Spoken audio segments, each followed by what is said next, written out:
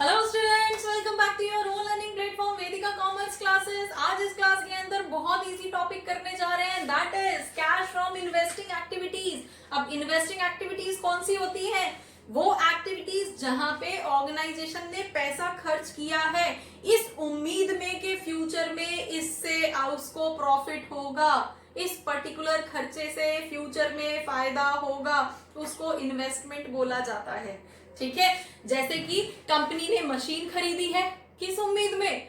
इससे प्रोडक्शन होगा, प्रोडक्शन को हम बाहर मार्केट में सेल करेंगे और पैसा आएगा, प्रॉफिट होगा। ठीक है, तो इन्वेस्टमेंट बोली जाती है। क्लियर? दूसरी किसी कंपनी के शेयर्स खरीदे हुए हैं, डिबेंचर्स खरीदे हुए हैं, वहां से इंटरेस्ट मिलेगा, डिविडेंड मिलेगा, है ना? तो इस उम्मीद में ये खर्चा किया है कि फ्यूचर में इस खर्चे से हमें प्रॉफिट होता रहेगा। डन। चलिए, अब यहाँ पे हम वो एक्टिविटीज देख लेते हैं, वो आइटम्स देख लेते हैं जिनकी वजह से यहाँ इन्वेस्टिंग एक्टिविटीज में कैश इनफ्लो या आउटफ्लो होता है। इनफ्लो किस वजह से होता है? जैसे कि हमने कोई भी फिक्स्ड एसेट को सेल कर दिया। फिक्स्ड एसेट टेंजिबल हो या इनटेंजिबल हो, कैसा भी हो, अगर सेल कर दिया, एसेट कम हुआ है हमारा, बैलेंस शीट नहीं बना रहे हैं, कैश का स्टेटस कैलकुलेट कर रहे हैं, एसेट गया जाने दो, कैश आ गया ना, तो हमें यहाँ पे कैश चाहिए। Clear? Next, sale of investment. अब इन्वेस्टमेंट कौन सी वाली? लॉन्ग टर्म वाली। ठीक है, लॉन्ग टर्म इन्वेस्टमेंट को आपने यहाँ पे सेल कर दिया है तो पैसा आया है। बच्चे ध्यान रखना, शॉर्ट टर्म इन्वेस्टमेंट या मार्केटेबल सिक्योरिटीज हमें यहाँ पे नहीं लेनी है, वो तो कैश के इक्विवेलेंट मानी जाती हैं। ठीक है, कैश के इक्विवेलेंट क्यों? क्योंकि उनका ड्यूरेशन कितना होता है? 15 डेज, 90 डेज, 45 डेज। ठीक है, बहुत जल्दी से वो वापस से कैश में इन्वॉल्व हो जाती हैं, कैश में ही इंक्लूड हो जाती हैं, इसलिए उनको कैश के इक्विवेलेंट माना जाता है।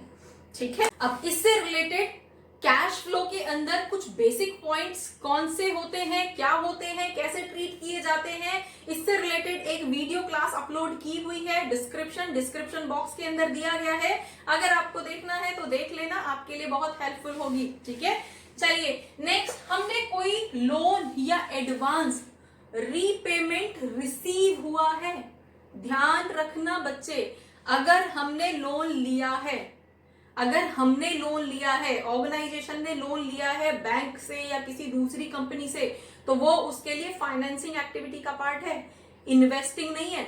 इन्वेस्टिंग कब होगी? जब कंपनी ने किसी को दे रखा था, सपोज फर्म ने किसी एबीसी लिमिटेड को दे रखा था, अब उस एबीसी लिमिटेड ने वापस कर दिया। ठीक है, अब वापस कर दिया तो हमारी जो एक इन्वेस्टमेंट हो रखी थी, जहां से हमें टाइम पे इंटरेस्ट मिल रहा था, वो बंद हो गया, है ना? इन्वेस्टमेंट जो हमने कर रखी थी वो वापस आ गया, पैसा हमारे पास, वो इन्वेस्टमेंट खत्म हो गई। ठीक है, तो हमारे पास कैश आ गया ना, तो वो कैश हम यहाँ पे इन्वॉल्व करेंगे, चाहे वो लोन जो है शॉर्ट टर्म के लिए था या लॉन्ग टर्म के लिए था, डजंट मैटर, कैश आ गया ना आपके पास, ऐड कर दो। Next, income from investment. अब आपने कोई भी इन्वेस्टमेंट कर रखी थी मार्केटेबल सिक्योरिटीज के अलावा, ठीक है, कोई भी इन्वेस्टमेंट कर रखी थी, उस इन्वेस्टमेंट को सेल करके आपको पैसा मिल गया, ऐड कर दो। देन रेंट रिसीव हुआ है, कहां से? घर से नहीं, घर वाली प्रॉपर्टी से रेंट रिसीव हुआ, उसको नहीं इन्वॉल्व करेंगे, तो रेंट कहां से रिसीव हुआ है? सपोज ऑर्गेनाइजेशन ने कोई एक प्रॉपर्टी खरीदी हुई थी इन्वेस्टमेंट पॉइंट ऑफ व्यू से कि यहाँ पे अपना ऑर्गेनाइजेशन बना लेंगे, ऑफिस बना लेंगे, नहीं बन पाया और उसको रेंट आउट कर दिया। ठीक है, तो इन्वेस्टमेंट के पॉइंट ऑफ व्यू से खरीदी थी, उसको रेंट आउट कर दिया और वहां से मंथली बेसिस पे रेंट आ रहा है, तो वो आपकी इन्वेस्टमेंट इनकम बोली जाएगी और यहाँ पे ऐड कर दोगे। डन। आपने किसी कंपनी के शेयर खरीदे हुए थे, आपने किसी के डिबेंचर्स खरीदे हुए थे, वहां से आपको कॉन्टिन्यूअस बेसिस पे डिविडेंड या इंटरेस्ट रिसीव हो रहा है, तो वो भी आपका इन्वेस्टिंग एक्टिविटी का इनकम बोला जाता है। क्लियर? तो ये वो चीजें होती हैं जहां से इन्वेस्टिंग एक्टिविटीज के अंदर इनकम होती है। डन। प्लस कर देंगे सबको। अब वो आइटम्स जहां पे इन्वेस्टिंग एक्टिविटीज के अंदर खर्चे होते हैं, आउटफ्लो होता है कैश, कौन कौन सी होंगी? जैसे कि हमने कोई फिक्स्ड एसेट्स खरीद लिया।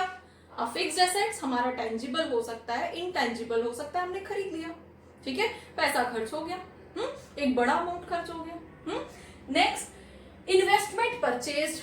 अब except marketable securities. Marketable securities के अलावा हमने कोई इन्वेस्टमेंट खरीदी है, कैश आउटफ्लो हो गया, है ना। नेक्स्ट, लोन या एडवांस गिवन दिया है, ठीक है, लोन या एडवांस दिया है, तो उस केस में हमारी इन्वेस्टमेंट तो हो रही है लेकिन कैश आउटफ्लो हो गया। इस पॉइंट ऑफ टाइम पे तो आउटफ्लो हो गया ना कैश, तो आउटफ्लो में रजिस्टर कर देंगे, ठीक है। तो ये सारी चीजें, इनके थ्रू हमारे पास इनफ्लो हुआ था, इनके थ्रू हमारे पास आउटफ्लो हो रहा है। और जब इनका बैलेंस निकालेंगे इस इनकम में से, हमारे पास ये इनकम हो गई और ये हमारे एक्सपेंसेस हो गए, तो इनकम में से एक्सपेंसेस को माइनस करोगे, जो भी अमाउंट आएगा वो हमारा कैश फ्रॉम इन्वेस्टिंग एक्टिविटीज बोला जाएगा, है ना। और एक और चीज ध्यान रखना बच्चे, इन्वेस्टिंग एक्टिविटीज में जब हम मशीन सेल करते हैं तो पुरानी होती है ना, स्क्रैप में बिकती है, कम पैसों में बिकती है, डिविडेंड थोड़ा सा मिलता है ना। लेकिन जब हम मशीन खरीदते हैं तो ज्यादा आउटफ्लो होता है ना। इसलिए हमारे पास कैश फ्रॉम इन्वेस्टिंग एक्टिविटी का जो आंसर आता है, यहाँ पे जो आंसर आता है वो ज्यादातर नेगेटिव होता है। नेगेटिव मतलब कैश आउटफ्लो ज्यादा हुआ है, इनफ्लो कम हुआ है। इनफ्लो सपोज हमारे पास हमने कोई मशीन बेची थी स्क्रैप में 20,000 रुपए की और हमने नई मशीन खरीदी है 1 लाख रुपए की, तो 20,000 की इनकम हुई थी, 1 लाख रुपए खर्च हो गए, 80,000 रुपए नेगेटिव हो गए ना, -80,000, है ना। तो हमारे पास cash from investing activities 99% cases के अंदर आप जब क्वेश्चन सॉल्व करोगे तो वहां पे 99% केसेस में आपकी cash from investing activities minus में आएगी, तो कंफ्यूज होने की जरूरत नहीं है, दैट इज ओके, ठीक है। क्योंकि हमारे पास दो दूसरी एक्टिविटीज भी हैं, ऑपरेटिंग एक्टिविटीज और फाइनेंसिंग एक्टिविटीज, जहां से कैश जो है वो पॉजिटिव होता है और ये बैलेंस हो जाता है, ठीक है। तो अब इसके बाद में हम कैश फ्रॉम फाइनेंसिंग एक्टिविटीज भी करेंगे। कैश फ्रॉम ऑपरेटिंग एक्टिविटीज कैसे करते हैं, फुल फ्लेज क्वेश्चन हम ऑलरेडी अपलोड कर चुके हैं, अगर आपने नहीं देखा है तो देख लेना, आपके लिए हेल्पफुल होगा। और उसके बाद में हम कैश फ्लो का एक फुल फ्लेज क्वेश्चन करेंगे। So keep watching, keep learning, thank you.